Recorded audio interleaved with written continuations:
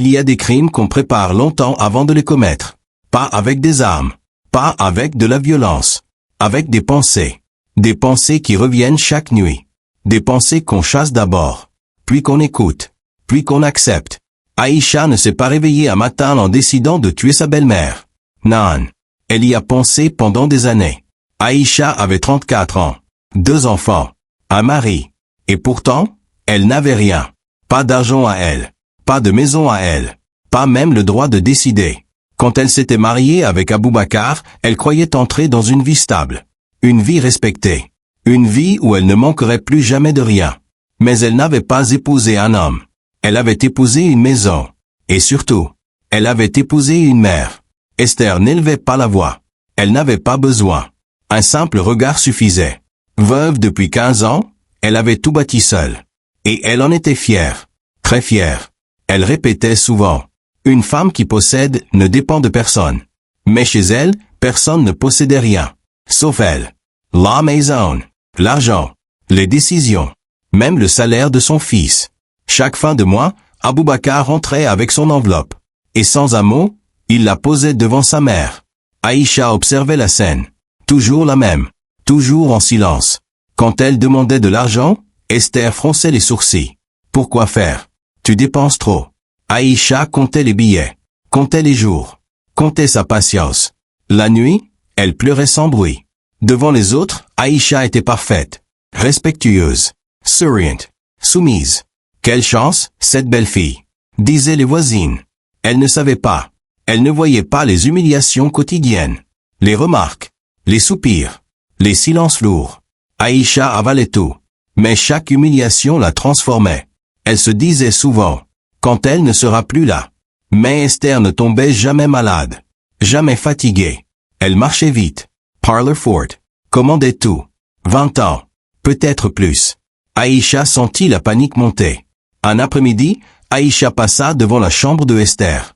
La porte était entr'ouverte. Oui, je veux modifier mon testament.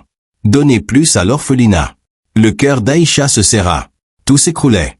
Le soir, elle parla à son mari. Sa voix tremblait. Ta mère veut donner notre héritage à des étrangers. Aboubakar Sapira. C'est son argent. Cette phrase brisa quelque chose en elle.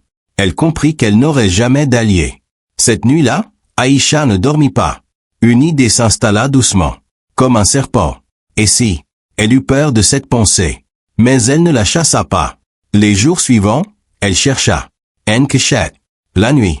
Les mots lui brûlaient les yeux. Poisonlant. Mort naturelle. Indétectable. Elle referma l'ordinateur en tremblant.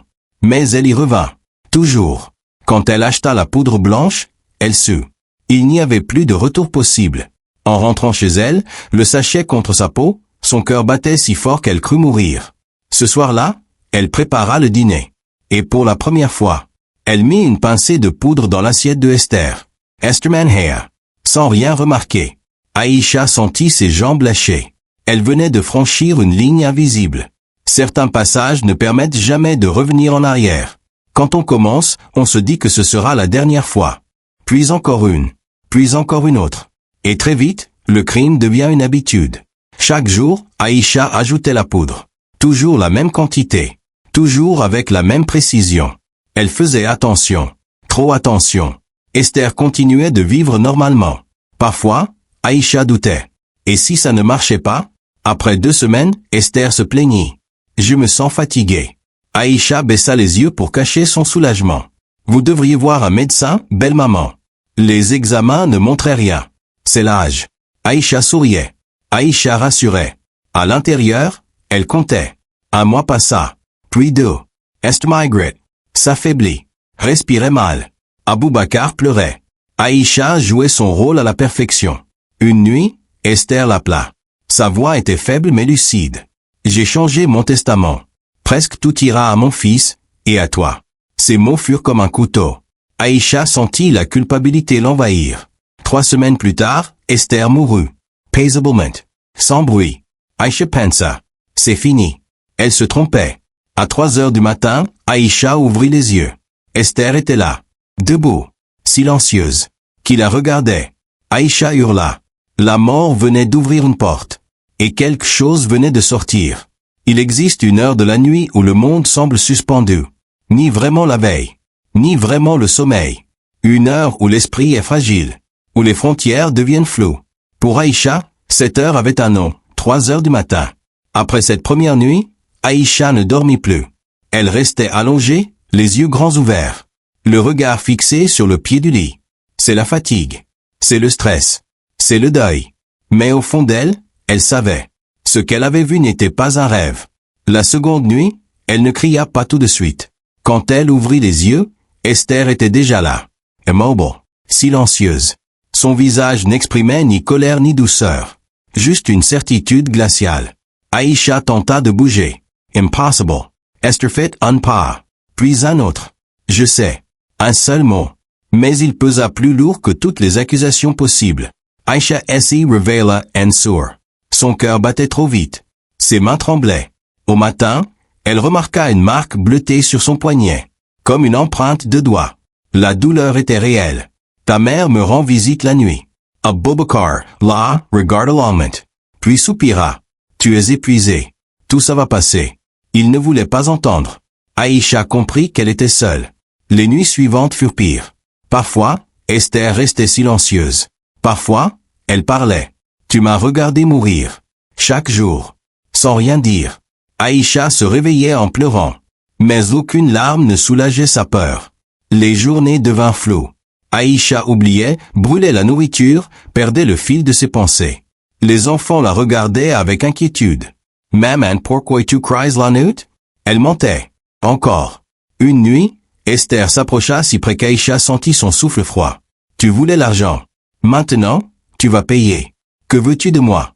Murmura Aïcha. Esther sourit. Sans chaleur. 3 mois. Puis elle disparut. L'enfer venait seulement de commencer. Il y a des dettes qu'on ne peut pas rembourser avec de l'argent. Des dettes qui ne se règlent ni avec des excuses, ni avec des larmes. Ce sont les dettes du sang. Aïcha tenta de s'échapper. Café, lumière, télévision. À 3 heures. Esther était toujours là. Même dans les hôtels, chez des amis. Peu importe l'endroit. Un vieil homme aux yeux fatigués écouta son histoire. Tu es suivi. Par qui? Par quelqu'un que tu as détruit. Quand Aïcha tenta de mentir sur la mort de Esther, le marabout secoua la tête. Le mensonge ne protège pas contre les morts. Elle avoua enfin. Le marabout déclara. 3 mois d'agonie. 3 mois pour toi. Aïcha comprit qu'aucune fuite n'était possible.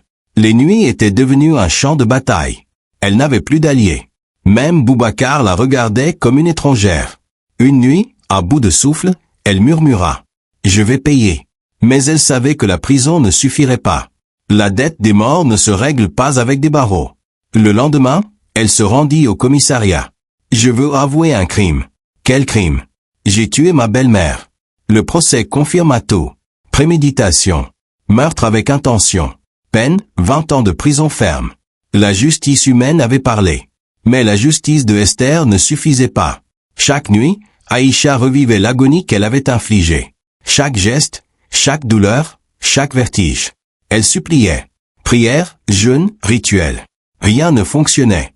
Esther était inarrêtable. Elle accepta finalement. Pendant 2 mois, elle souffrit exactement comme Esther avait souffert. Puis, une nuit, Esther apparut une dernière fois. Tu as payé ta dette. 3 mois d'agonie. Comme moi. Maintenant je pars. Aïcha sentit une paix étrange. Mais son sommeil serait à jamais troublé. 20 ans plus tard, Aïcha sortit de prison. 54 ans. Seule. Ses enfants adultes ne voulaient plus la voir. Boubacar avait refait sa vie. L'argent de l'héritage, donné à des œuvres de charité et des orphelinats. Elle vivait toujours dans la solitude. Elle ne dormait jamais vraiment. Pas à cause de Esther, mais à cause des souvenirs. Chaque rencontre avec quelqu'un qui la reconnaissait ravivait la honte. C'est toi la femme qui a tué ta belle-mère? Elle baissait la tête. Acquiesçait. Elle comprit enfin. Le vrai prix du crime n'est pas la prison. C'est ce qui reste après. La solitude. Le vide. Les regrets éternels. Esther avait obtenu sa vengeance. Pas seulement pendant 3 mois. Mais pour toute la vie d'Aïcha. L'argent volé n'avait apporté que misère.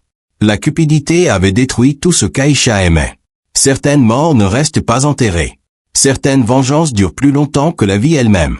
Et Aïcha pensa, si tu es tenté de faire du mal pour l'argent, Souviens-toi d'Aïcha. Parce que certaines dettes ne s'effacent jamais. Parce que certains morts réclament justice. Et qu'ils peuvent attendre, plus longtemps que la vie elle-même.